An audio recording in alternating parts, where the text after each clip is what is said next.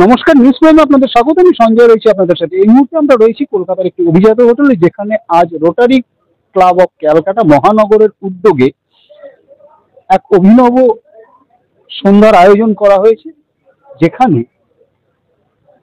সমাজে প্রতিষ্ঠিত 9 জন নারীকে সম্মাননা প্রদান।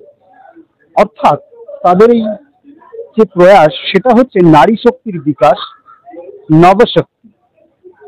সঙ্গে এমন একজন মানুষকে পেয়ে গেছি যার পরিচয় তিনি নিজেই। তিনি হচ্ছেন কলকাতার প্রাক্তন পুলিশ কমিশনার শ্রী গৌতম মোহন চক্রবর্তী। কথা বলে নেব তার সাথে।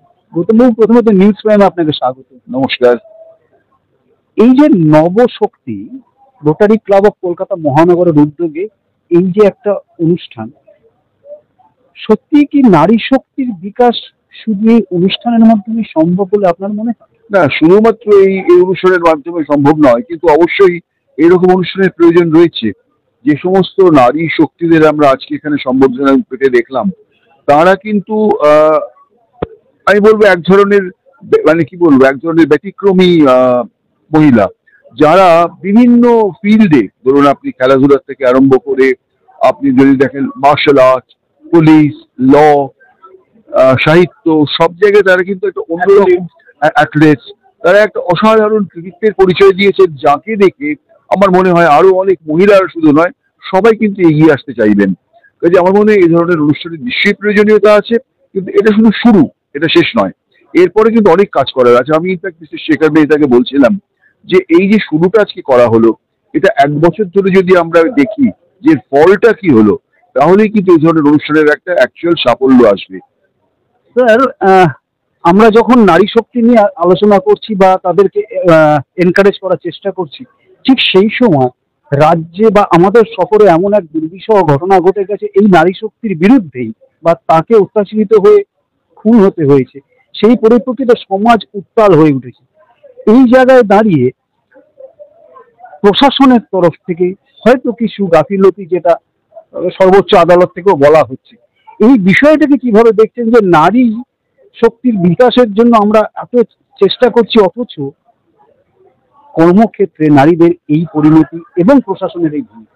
না, 1 নম্বর হচ্ছে ঘটনাটা তো একদম সম্পূর্ণ মর্মান্তিক এবং কি বলবো, একদম পৈশাচিক ঘটনা, এবং যারা এর পিছনে আছে তারা সবাই যথাযথ শাস্তি পাক, এটা আমরা সবাই চাইছি, সমাজের সর্বস্তরের মানুষ।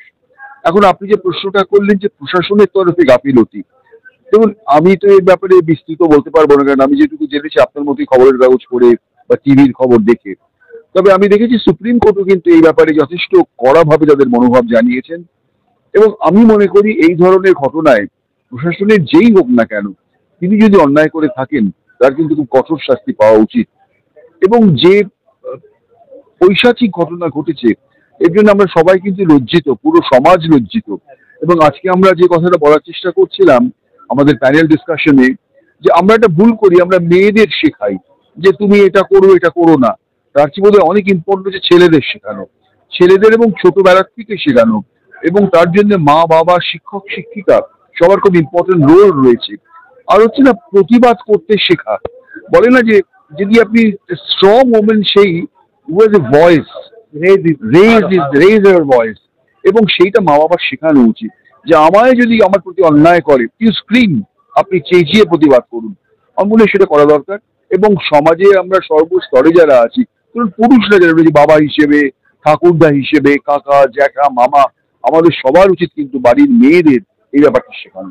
নিউজ প্রাইমের দর্শকদের উদ্দেশ্যে যদি কোনো বার্তা দিতে চান? আমি সবাইকে বলবো যে আমাদের পৃথিবীতে যদি আমরা পুরো পৃথিবীটাকে সঠিক পথে এগিয়ে নিয়ে যেতে চাই, আমাদের কিন্তু পুরো পৃথিবীটাকে আলোকিত করতে হবে।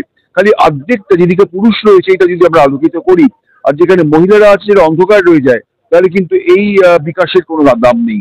আমাদের দুই দলকেই, মানে দুই দল বলবো না, দল ভুল হলো, আমাদের পৃথিবীর দুই দিককেই একই সঙ্গে এগিয়ে নিয়ে যেতে হবে, যাতে করে আমরা একটা উন্নততর পৃথিবী দেখতে পারি, যেখানে মহিলারা এবং পুরুষরাও তারা সিকিওর থাকতে পারেন। এবং আবার আমি এক কথা বলবো যে দরকার হচ্ছে ছেলেদের ছোটবেলা থেকে শিক্ষা দেয়া। এখানে মা বাবা, শিক্ষকদের একটা মস্ত বড় ভূমিকা রয়েছে। এবং মেয়েদের শেখানো, কিছু অন্যায় হলে তোমার প্রতি চুপ করে থাকবে না, প্রতিবাদ করতে শিখবে, তাহলে কিন্তু আমরা এগিয়ে যেতে পারবো। অর্থাৎ যেমনটা গৌতম বাবু জানাচ্ছেন যে তুমি দেখো নারী পুরুষ, আমি দেখি শুধুই মানুষ। অর্থাৎ আমাদের ভাবনা পরিবর্তন করতে হবে প্রথম, এবং তার সঙ্গে যেটা আরো গুরুত্বপূর্ণ মেসেজ তিনি দিচ্ছেন সেটা হচ্ছে নারীদের সুরক্ষিত করার প্রয়োজন নেই, আগে নিজেদের পুত্র সন্তানদের সুরক্ষিত করতে হবে, তবেই সমাজ এবং শিক্ষিত করতে হবে, তবেই সমাজ সুরক্ষিত হবে, দেশ সুরক্ষিত হবে, জাতি সুরক্ষিত হবে। এমনটাই জানাচ্ছেন প্রাক্তন পুলিশ কমিশনার গৌতম মোহন চক্রবর্তী, এবং সেই সঙ্গে এটাও জানাচ্ছেন যদি প্রশাসনের কোথাও গাফিলতি থেকে থাকে এই মর্মান্তিক ঘটনাতে, তার প্রতিও কঠোর ব্যবস্থা নেওয়াই যুক্তিযুক্ত।